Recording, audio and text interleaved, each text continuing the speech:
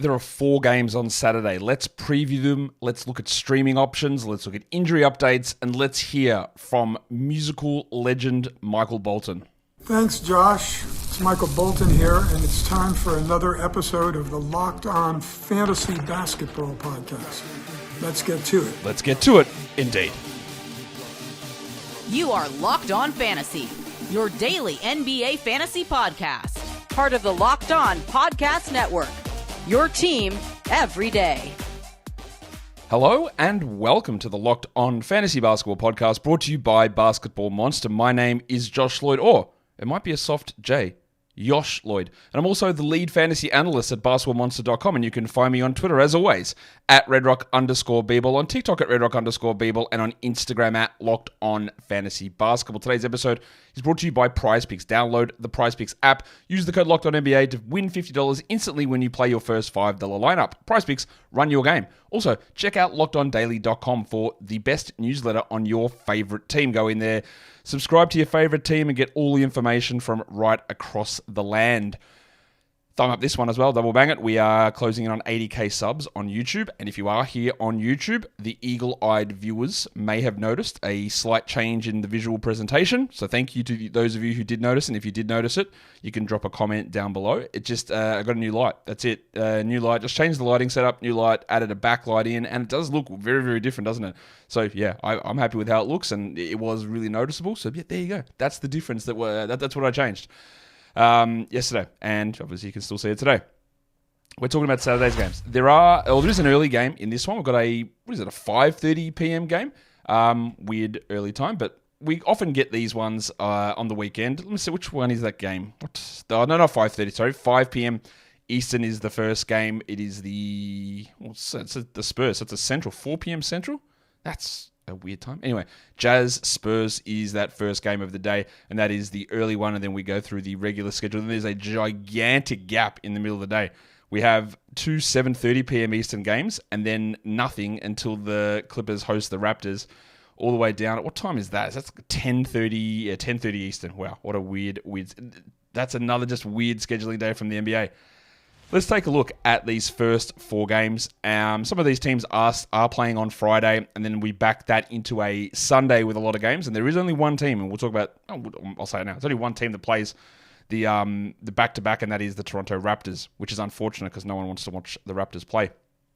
Let's talk about that first game. It is the Jazz and the Spurs. The spread at this one is already out. It is the Spurs 5.5 points. Both of these teams played on Thursday. Schedule-wise, heading into week 4, Utah plays Tuesday, Thursday, Saturday, Sunday. The Spurs have Monday, Wednesday, Friday, Saturday, so 4 games for both next week. Injury-wise, the Jazz are actually clean. There's no one on the injury report at the moment. San Antonio has no Jeremy Sohan. There's no Trey Jones. Malaka Branham hurt his ankle last game. I don't think he will play, so I have preemptively listed him as doubtful. But what we do know is that Devin Vassell is going to return. Now, we have seen Devin Vassell, unfortunately, be hurt a lot. And nearly every time that he's come back, he comes back, he plays off the bench for like a week, and he plays like 24 minutes or 22 minutes. So that's what I'm expecting here. So while we don't have Sohan here, obviously, and guys like Castle and Champagny and Johnson have been doing more, we will be getting Vassell back into this one, but I don't think we're getting full-bore Vassell straight away. So those other guys will retain some value, and with a day with only 4 games on, they're not necessarily drops. I think that Castle's not a long-term 12-team guy. Keldon isn't either, and Champagny isn't probably until Sohan, or he might be until Sohan returns. But we've seen enough of those guys that when the guys are healthy, there's not enough for them to do. So for now, we hold, and then we just see how that all plays out. Also remember, though, unfortunately, I hope that everything's okay, but Greg Popovich isn't coaching the Spurs at the moment. He's dealing with a health issue, and it does sound like it could be serious. The Spurs said it's not. Sham says it is, so I don't know. But it is a different coach in place. Mitch Johnson, Australian fast bowling legend, is coaching the Spurs, and there might be some changes in how they want it. I would guess not, because I'm thinking a lot of that is medical personnel driven, but we'll see how he runs with Vassell and how quickly Mitch Johnson adjusts that versus Greg Popovich. That's a lot of preamble there. What am I watching on the Jazz? John Collins played 25 minutes last game. Kyle Filipowski out of the rotation. I'm I praise Will Hardy a lot as a good coach. I didn't understand giving Drew Eubanks minutes and giving Patty Mills minutes while Bryce Sensabaugh and Kyle Filipowski don't play and Isaiah Coley doesn't play. What are we doing? You're losing every game anyway. I get I get that maybe you want to win, but I'll tell you who's not getting you wins. Drew Eubanks and Patty Mills. That makes no sense to me. So I'll see what they do with Filipowski. But what that did allow Johnny Collins to do is play 25 minutes. Now, I wouldn't say that he was very good. He wasn't. He was like mid. And I think John Collins is going to be mid this season. And I want to see how he fits in this game. Castle had probably his best game yesterday for the Spurs. How does that go when Vassell's there? I think that I think that Castle will still start. Castle will still start on Saturday with Vassell returning. But where he moves from there, I don't get it. I don't really see the path to big minutes or big production. We hold for now, but let's just see. Was that a launch pad type game for Castle? I really doubt it, but we'll see. In terms of streams, there's actually not a lot happening here. Cody Williams started last game for the Jazz, played 26 minutes and did his usual nothing. And Castle's probably the other one there on the Spurs. But of course, if Champagne, if Keldon Johnson are available, we look at those players. If someone dropped Keontae George or Jordan Clarkson's available or Colin Sexton's available, but when I use the cutoffs that I do, those guys don't fit those percentage zones, but we're always going to be looking at those players. I'm just trying to give somebody who's probably available in the majority of standard leagues there, which is Williams and Steph Castle. Let's go on to the second game. This is unfortunately a game that has both teams playing on the back-to-back on Friday. It's Brooklyn going into Cleveland. There is a spread, though. The Cavs are massive favorites, 11.5 points. The Cavs could be undefeated still. They might win their Friday game. I don't know at this stage. In terms of schedules, both of these teams, the identical schedule next week, Monday, Wednesday, Friday, and Sunday. And there are a lot of injuries. Day'Ron Sharpe, Trendon Watford, Bojan Bogdanovic are all out for Brooklyn. Ben Simmons, I'm almost certain, is going to be out. I listed him doubtful, but he's out. He's going to play on Friday, so that means he won't play on Saturday unless there's a miracle in the offing over at, where is this game being played? In Cleveland. Noah Clowney is questionable for Friday, so I'll put him questionable for Saturday. And then for the Cavs, Winter Soldier Max Strus is out. Dean Wade and Sam Merrill are both questionable for Friday, so I'll put them questionable for Saturday. Dean Wade's illness, man. So many of these illnesses, obviously, they don't have to specify now. These long-term illnesses that go, that's a long time. It's just got to be COVID. Like, surely. We're seeing so many illnesses last like 7 days now, where in the past you might get 1 or 2 days where a player was out. Surely that's what it is. It's still like knocking these guys around for that long, like the Zion one earlier in the season and this Wade one now. And there was someone else in between who missed like a week with an illness. I'm guessing that's what's happened. I don't know. What are we looking to stream here? For the Nets, it's debatable. Like, if Clowney was playing, I'd be more interested in him. If Dorian Finney-Smith is available, he's an interesting stream guy. But otherwise, it's between Jalen Wilson and Zaire Williams. And Jalen Wilson's been getting consistently more minutes than Zaire. And with Ben Simmons out, there's an extra opportunity for him to put up more playing time. So that's probably the direction I would look there. For the Cavs, if Wade is out, there's way more opportunity for Caris LeVert. Now, Caris is going to be available in shallow leagues, in 12s, debatable. But otherwise, Sam Merrill's the guy. And Merrill's one of those players where you don't know what's going to happen, but you feel good he's got a 20-minute floor. I don't know if he even plays, though, but he's got a 20-minute floor. But there is a possibility that he gets hot and goes 8 of 9 in 12 minutes and then plays 27 minutes.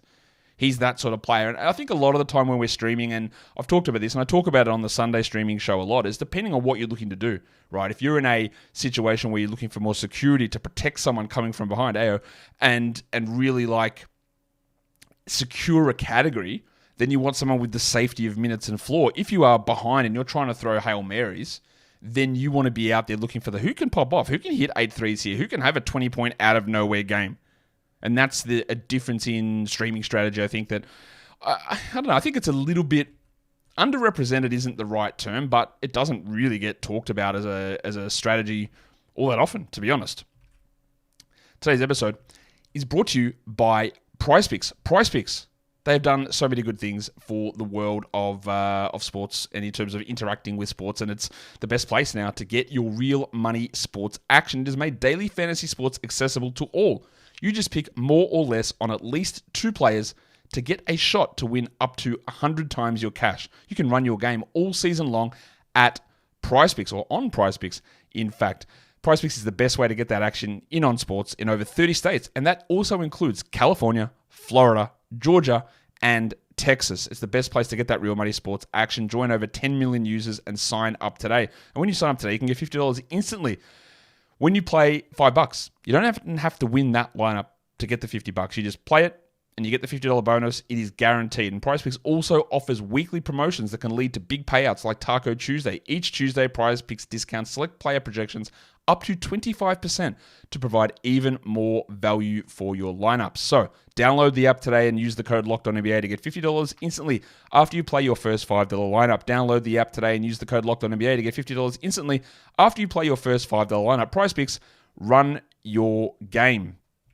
Today's episode is also brought to you by FanDuel Sportsbook. Tackle all of the NFL action with FanDuel, America's #1 sportsbook. Right now, new customers can bet $5 and get $150 in bonus bets if you win that first $5 bet. FanDuel Sportsbook app gives you everything that you need to place the live bets on the NFL. I'm sure it does for other sports as well, but you know what? I didn't check that beforehand, and I don't have the FanDuel app on my phone because I live in Australia, but that is okay because you can check all of that action out. You check the live bets, you check the live stats, and you check the live play-by-play as well, all in that one place. Forget about having multiple screens open like you're running the nuclear control center. It is all just on that app. So when something is happening, when you get the hunch happening, when you feel the FanDuel tingle, you feel that happening, ooh, something's going on. You open it up, bang, stats, bang, let's go. Place your live bets and you're off and racing. So go to FanDuel.com and join today and start with $150 in bonus bets if your first $5 bet wins. Never waste a hunch and make every moment more with FanDuel, an official sportsbook partner of the NFL, and don't forget to gamble responsibly. Okay. Let's go to the third game of the day. We're talking Bulls and Hawks. Atlanta is playing on Friday, so they've got the back-to-back coming into this one. Chicago played on Thursday. Schedule-wise, Chicago goes Monday, Wednesday, Friday, Sunday next week, whereas Atlanta's only got 3 games. It's Tuesday, Friday, Sunday. Remembering NBA Cup starts next week. Who's out? Lonzo Ball's going to be out for Chicago. Torrey Craig was unavailable to play last game with an illness. Who remembers that Torrey Craig played for the Bulls? Who do you think? Okay, here's another thing for the YouTube comments. Who is the most random player to you that is currently on an NBA roster? Where if you want to play the game, either who we play for, maybe you guys can try and trick me in the who we play for. Who is the most random bloke that's on a roster? Torrey Craig's one that I think we would forget about a lot. Another good one that I can throw out there is James Johnson in Indiana. That's a pretty random one. But who's your most random player that's on a NBA roster? So anyway, Torrey Craig, who cares?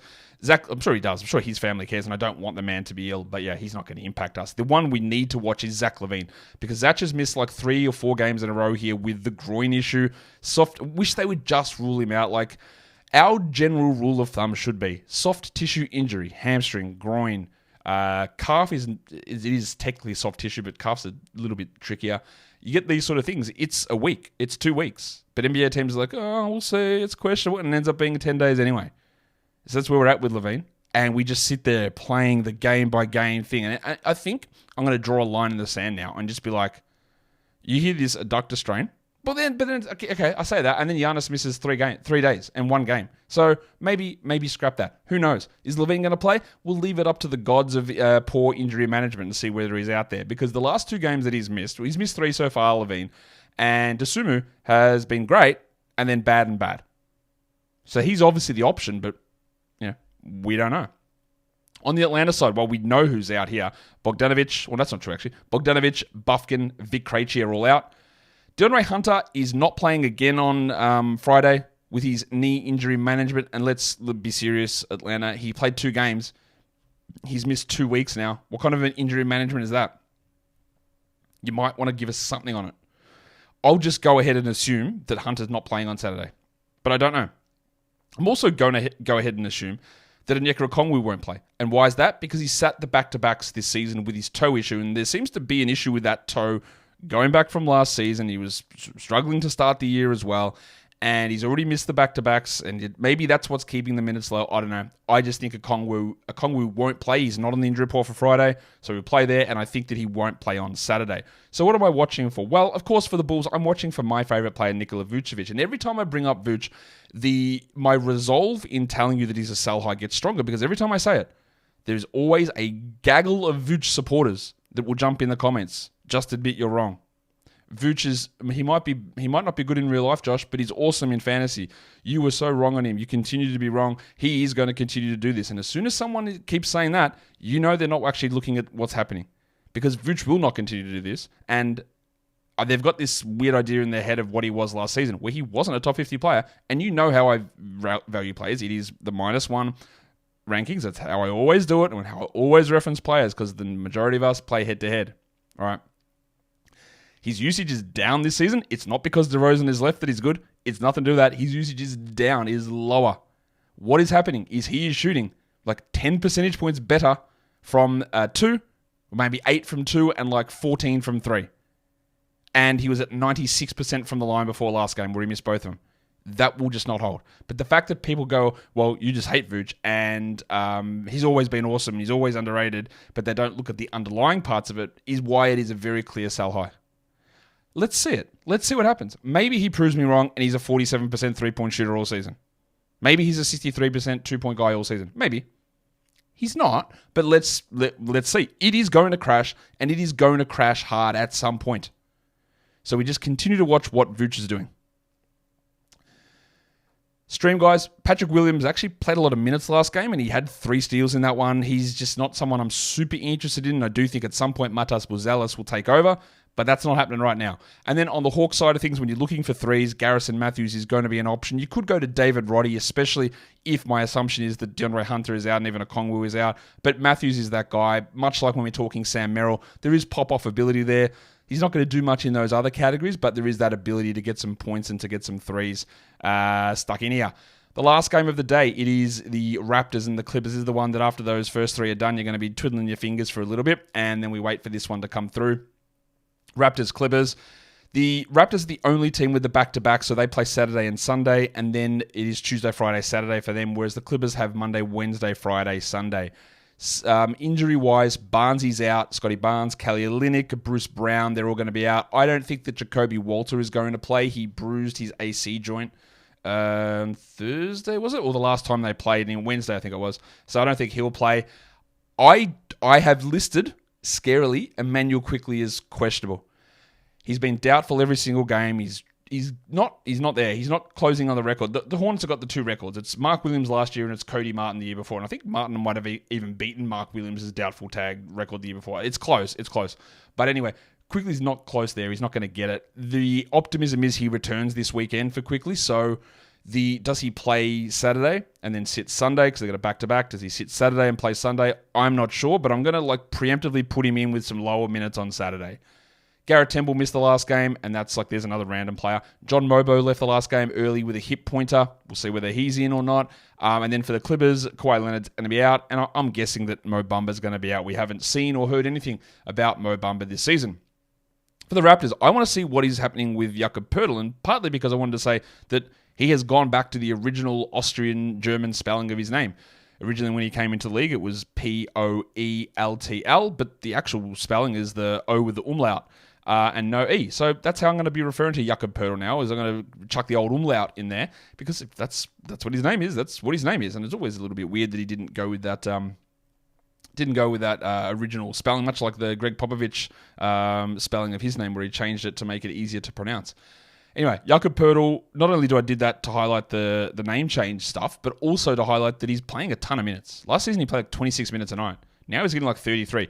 And this was something that we highlighted. I think it was with Sean Woodley when we did the Raptors preview earlier in August. And he said, look, if this guy goes down, they're cooked. There's no centers on this team. And he's right, because Olynyk would play center, but he's also out and he's a bad center. So we're just getting a ton of Poltl. I guess there's a risk at some point later on that some of those minutes pull back down. But he is doing a lot of what we hoped when we were able to draft him late. And he's having not quite a career year, but it's close enough. In terms of stream, guys, I think Davion Mitchell's the stream for a couple of reasons. A, I don't think Quickley will be on full minutes if he plays, and there's still a greater than 50% chance, probably, that Quickley doesn't play. So Mitchell was able to get out there, get your assists and steals, and anything else you get from Davion is a real bonus. In terms of the Clippers, their stream guys are players like Chris Dunn, Terrence Mann, Derek Jones Jr., and you probably take Mann out of that group, but Dunn and Jones are probably your guys to take a squiz at, have a stream of, and which one of those guys you prefer, that's a little bit of a toss of the coin, in my opinion. I don't think one of them necessarily stands out clearly over the other one or anything along those lines. Today's episode is brought to you by Old Mates Skims Men's. Yes, undies. Do you want to talk about them? Let's talk about them, because we, as a general guy population, and I am sorry girls, this one's not for you. It's for you to address with any men in your life, but there's annoying things that happen in men's underwear.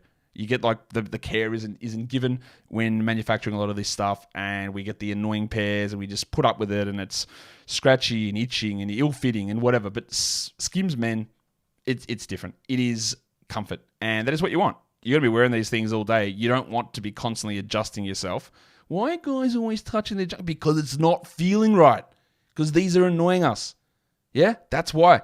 And that's where Skims men's, what I found, comes in really, really useful. Having that extra comfort with the different types of materials. There's the cotton ones and the stretch ones. I think I prefer the stretch one, but you know what? That's going to depend on the day, isn't it?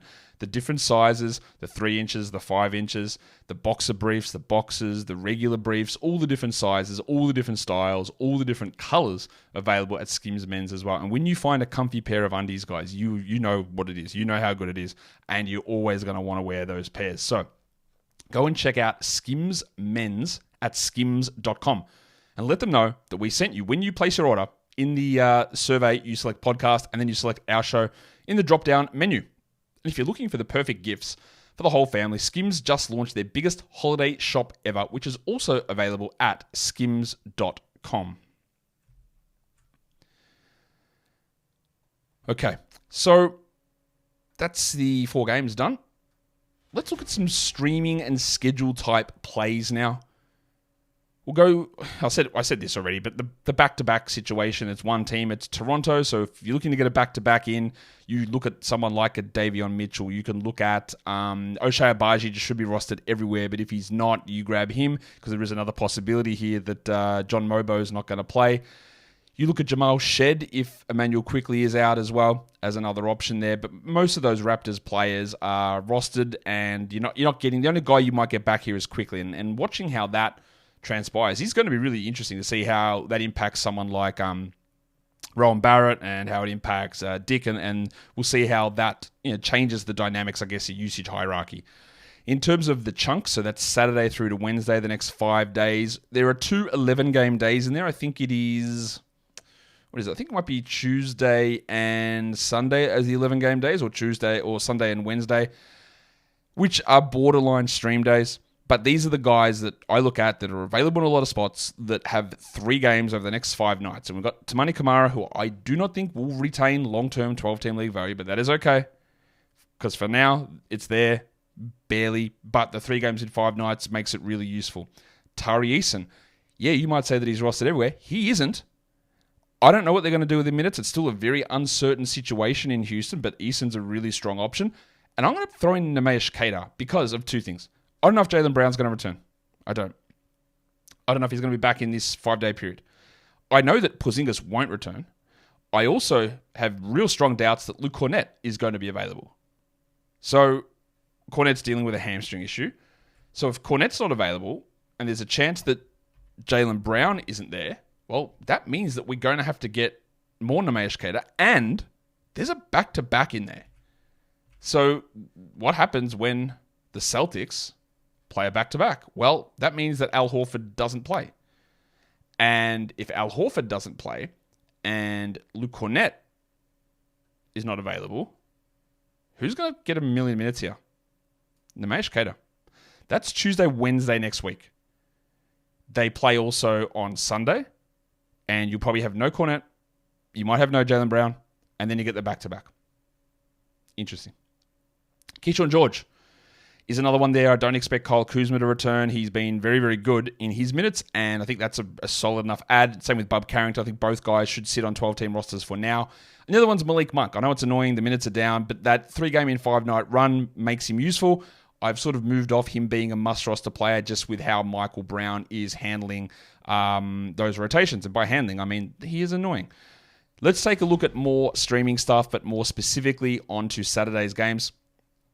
And we'll start off there with the streams of the day. I think Caris LeVert is available in a lot of spots. I know he's available in a lot of spots. So if we're talking 10-teamers, like LeVert's the guy to look at. It will be even helped further if Dean Wade and or Sam Merrill are out. But yeah, Caris LeVert, and also be cautious. Back-to-back, maybe LeVert's knee flares up, but he would be the guy for me. 12-teamer, I'm going to look at Pat Williams, unfortunately. 14-team, I'm going to look at Chris Dunn. And then for 16-teamers, deep leaguers, Larry Nance Jr. Now, Larry Nance Jr. plays 0 minutes tonight. But my assumption here is that Onyeka Okongwu is out. So Larry Nance will get backup minutes behind Clint Capella. And if he plays 24 minutes. That is Larry Nance might actually be a 12-team stream guy. If what I assume happens, and he is the backup center and Okongwu's not there. For points leagues, Yahoo and ESPN, this guy's still over 50% available, Julian Champagny. You can go and stream Bubbles in and see exactly what goes on with him and how that Devin Vassell return impacts him. But for now, I still think he's a really, really solid stream. If we look at the 10-team category league list, now you know how this works. You just run down the list no matter what size your league is. But we start with the 10-teamers who are available in 35% of leagues according to our advanced roster metric. It's Caris, LeVert, it's Patrick Williams. It is the pencil Harrison Barnes. Barnesy.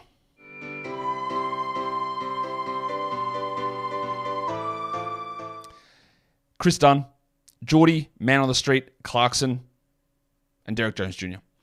If we move it across to 12-teamers, again, just running down the list, got Larry Nance Jr. there. Wouldn't have a problem if you wanted to move him ahead of those other guys. And this is where it gets really thin on the ground. Zach Collins, Zaire Williams, David Roddy Piper, Cody Williams, Stefan Castle.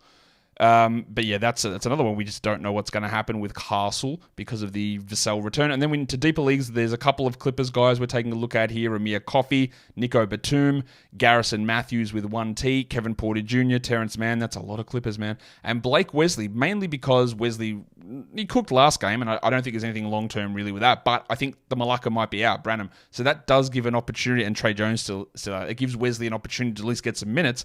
And with only 4 games on, well, minutes are going to be really important. If we look at Yahoo Points League streaming options, and just I'll show you the ESPN list. It's literally exactly the same. Champagny, Keldon Johnson, Zach Ricochet is still available in over 50% of leagues on Yahoo, and that is making me my initial estimation was about 30% of inactive leagues on Yahoo, and I think that still sits about right. But after last game, Ricochet's still not 50% rostered. He's giving me some very much like, maybe 30 inactive is too low, which is a frustratingly huge amount. But we need to, that could be one to watch here, the Ricochet. And if Ricochet strings together 3-4 big games in a row and he still sits at under 50, then we really need to assess that. But he's available in over 50% of leagues, Zach Ricochet. Caris LeVert's there, Harrison Barnes is there, and Dorian Finney-Smith is available as a points league stream. And like I said, it's the exact same list over on ESPN as well. Champagny, Keldon Johnson, the horse, Zachary Ricochet, LeVert, the Green, Harrison Barnes, and Dorian Finney-Smith. So I'm finished with this show. That is it. Let's go ahead and donate a thumb to a man that just needs them. That's all I am, just begging for one single thumb from you guys. Leave the comments, and let's hit the sub button. I want all of my subs in here, and let's get 80,000 of them. Guys, we are done here. Thank you so much for listening, everyone. See ya.